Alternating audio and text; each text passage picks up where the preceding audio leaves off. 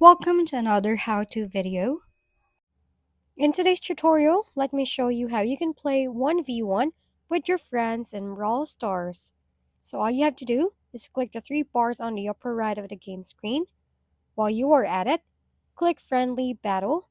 While you are in a friendly battle, just click the 8 power button so that bots will not be part of the battle once it starts.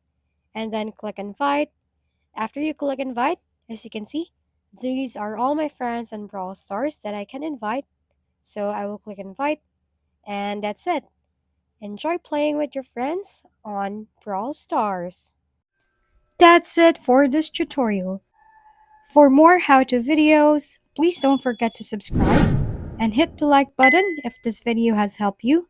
And don't forget to share your comments or suggestions in the comment box below. Thanks for tuning in, and we'll see you next time.